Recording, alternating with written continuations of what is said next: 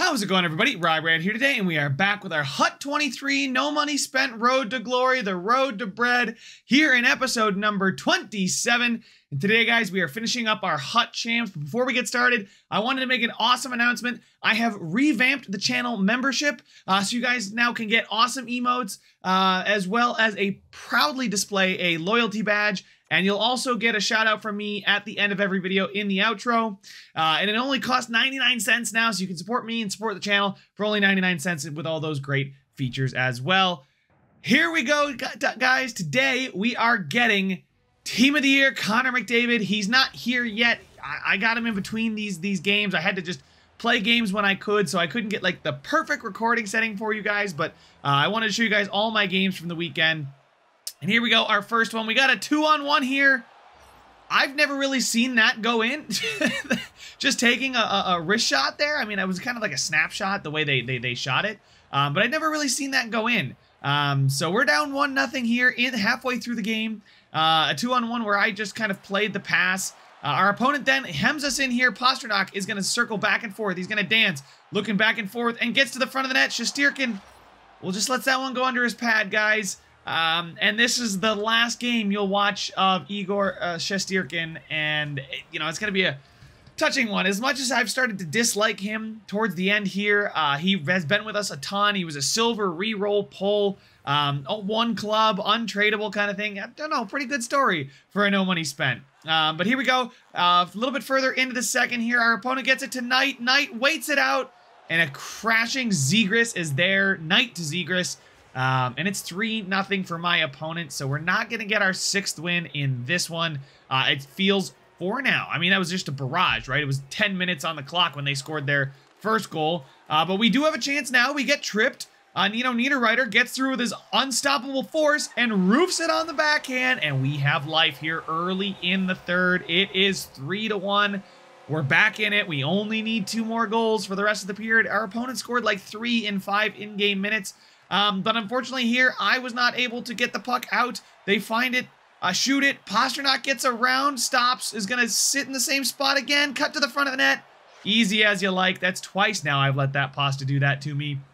And just a bad defense from me, a little bit over committing there to the pass and whatnot. It should have been a little bit more protecting or aware of the front of the net. But here we go, Nino Niederreiter with the shot, and we're not going to get a goal with no time left on the clock. I'm going to lose this one 4-1. At least it wasn't an overtime loss. I swear to God, my Hut Champs weekends are filled with overtime losses. But now comes the moment you guys have been waiting for. The specialist stuff wasn't the channel membership, even though that's pretty darn cool. But we are going to now jump forward and start sending guys to the meat grinder, starting with Igor Shesterkin. I want to say thank you, Igor. You were phenomenal for us, but it was time. I feel like I could find any goalie anywhere else and get a little bit better results than what we were getting, but he was definitely great for the time we had him. I sent a bunch of cards that, you know, nobody really from the lineup, nobody got sent to the meat grinder that was in the lineup already. Everybody was in the club, in the collection. Guys like our Kachuk that we didn't sell, the Spooner we had a long time ago, those kinds of cards. You know, the pasta that came from the X Factor pasta, and a Marchand that we had at the beginning of the year. You know, some memorable cards. So I wanted to say thank you to all those cards for being so much fun to use this year and really helping us get to where we are. But the next step must be taken. I used 3 power-up collectibles and 70,000 coins to get McDavid up to a 92, and have officially traded in my X Factor McDavid for Team of the Year Connor McDavid with all those synergies, all those abilities. 97 speed, 97 wrist shot accuracy, 98 puck control, 97 deking, 98 offensive awareness, and oh, by the way, he's also got 90 defensive awareness with 87 faceoffs. A phenomenal, phenomenal card. So let's go put him to the test against Aftershock here. The Bruins fan with Pasta, Goudreau, and Teravainen. Oh man, I'm excited to see what this Connor McDavid can do. I know McDavid's stats are now going to be reset, but I don't think it'll take too much time until he's leading the club, or at least close to leading the club in points and probably goals and assists. I know it's DeBrincat right now. I think when he checked, he had like 118, 120 points or something like that. But here we go, Nino Niederreiter to Teravainen. He somehow doesn't get that one to go in. That shot doesn't go in either, but Niederreiter I tried to go over to Mcdavid on the back door. Don't know why it went to Niederreiter, but we stick lifted because my opponent was in the corner. I don't know what he was up to, what he was doing, but he was not playing, and I'm going to take advantage of that because I just want to get out of here, guys. I just want to get my 7 wins and say thank you so much, Hut Champs. I'll see you next weekend. And there we go. That one dribbles in. I don't know how it went in. I'm not going to complain about it. I'm going to take it. If you're going to put the controller down, I'm going to score as many goals as I can because if you pick it up, I don't know how good you are. So I don't want to take any chances. That's just kind of my mentality, right? But here we go. We're going to jump forward in the first period. Our opponent is working it down low, working the cycle. They go around. I get stuck behind the net. And, well, there is the classic wrap goal that you guys have been seeing for 2 years now. Artemi Panarin's X Factor scores for my opponent and ties this one up. See, this is why I take those what I'd call free goals almost. I don't know how I didn't score before that earlier. But you know what?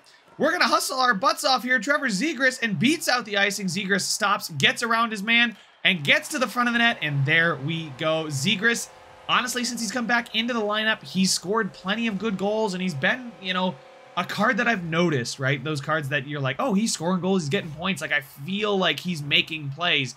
And sure enough, he does right here, right around Robin Leonard to get ourselves a 2-1 lead, reclaim our 1 goal advantage. And this time, my opponent was playing, but you can see, you know, with a lot of the shuffling in the lines, nobody really left to go to the meat grinder for collectibles.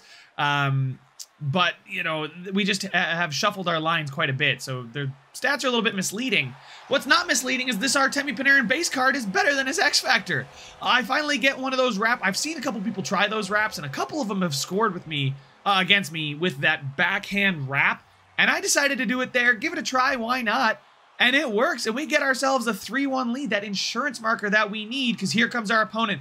I kind of pushed, I think I pushed our defender, my own defender out of the way there, and now it goes to Bergeron, who goes backhand, forehand, backhand, and tucks that one in just around, I believe, Markstrom. I have Markstrom now, so I think this is Markstrom's debut, but only 2 goals against for Markstrom. It's base Markstrom. I paused because things got glitchy. I was really confused. How, like, look at this. Look at this. McDavid and Bergeron skating around like default position. I'm not going to complain, though, because with 38 seconds left, we get our 2-goal advantage back. McDavid's still skating like that. I have no idea what's that. Like, look at this. He's just, oh my God, that's hilarious. Probably not for my opponent because they got scored on. They were trying to chase me with Bergeron, but I'm not going to complain. It's 4-2. And with 2 seconds to go, our opponent calls it quits. And it's a 4-2 victory. And we are now 6-4-2 after this one. A big win to get us within 1 of our goal. That was 7 this weekend. 6-4-2. So we're kind of sort of 500.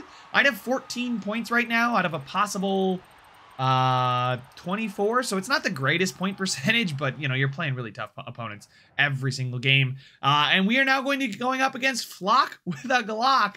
And this was another fun one. You know, this was late at night after a Sabres game. I think I was just having a good time, having fun.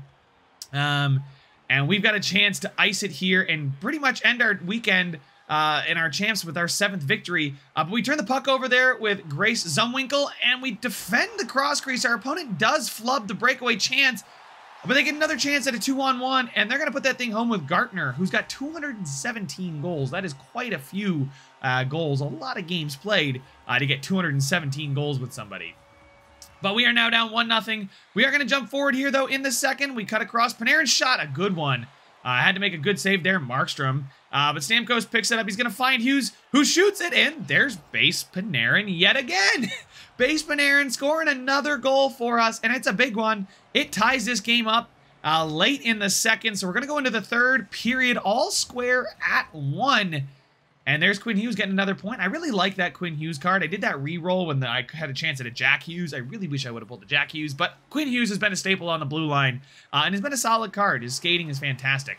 But we jump all the way to overtime. Nothing happens in the third. And right off the face-off, our opponent's going to get into the zone with McKinnon. They're kind of just, they're stuck out at the top of the zone. Wrister with Mike Green, and I don't even know if Krejci got a tip on that. Like, it says he got a tip on it, but the puck didn't move. It didn't look like it moved at all.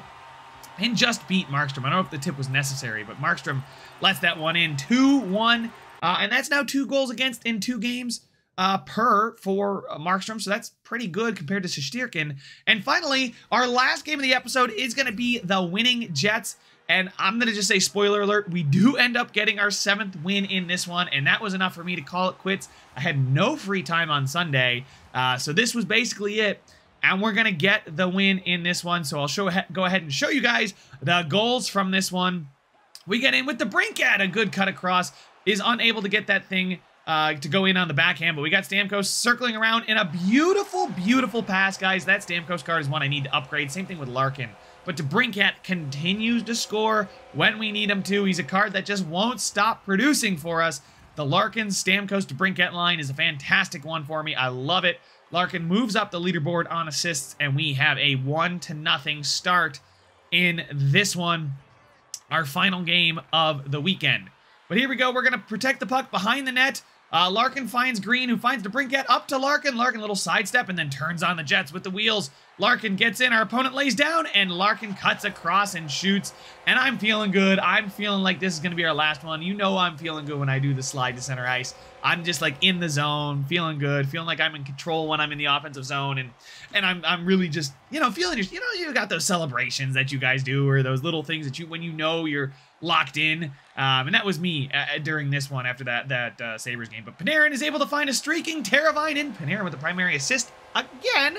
So that base Panarin has been fantastic. And we have a 3-0 lead after Teravainen taps in the 2-on-0. Gets around his man. Teravainen, look at that. Up in points. And I'm excited to see some of those newer cards start to break their way into the top 5, top 3, even the number 1 overall from our points. But our opponent now is able to go down and around, down low, causes some havoc for us. The defense readjusts, gets lined up, and then I pass it out with Markstrom there, but for some reason the puck doesn't go anywhere, and I get stuck as Markstrom, and our opponent's able to tap that one in with Nathan McKinnon. I tried to pass it to the right. Don't know why I got stuck there. Maybe hit somebody's stick, but we were able to, keep it going here in this one. We've got the tie-up win with Shea Theodore. The shot gets blocked away. Panarin now finds a streaking Zibanejad. Another assist from Panarin. And it's 4-1, guys. This one is pretty much over. It's the 3rd period. Not a ton of time left either. And this is going to be our 7th win. 10:55 left in this one. But we're not going to cut it. We got another goal to show you. Shea Theodore finds Mike Green. Mike Green is able to go up to Zegras, who gets into the zone around the human defender, goes back to the point to Mike Green, finds Shea Theodore, who shoots it. Ooh, a good tip there from Panarin, who gets a goal. That one I can't really claim that was base Panarin. That one was just unfortunate for my opponent, but I guess an eye for an eye, since some weirdness happened on my goalie throwout. It is only, I guess, fair that we both got one. But my opponent now circles with White Cloud. I can't get the check off. I should have probably poke checked. But Tom Wilson's there to get the rebound, makes it 5-2. But that is the last goal that is going to be scored. We are able to get our 7th victory, 5-2 over the winning Jets. And Markstrom celebrates with the puck in his hand, as he's only allowed 2 goals in every game so far. So that's a pretty darn good goal against average, and I back myself to win most games if my opponent is only scoring 2. But there we go. We've got our 7-4-3 record. Imagine if I could only get 2 of those overtime wins, right? And I could end up 9-4-1. That would be amazing. But that is all the time I have for this one, guys. Make sure to leave a like if you enjoyed it. Subscribe if you want to see some more, and I will see you guys in the next one. It's a free-for-all before we fall. It's a free-for-all before we fall. Took some L's, but I guess you can't win them all.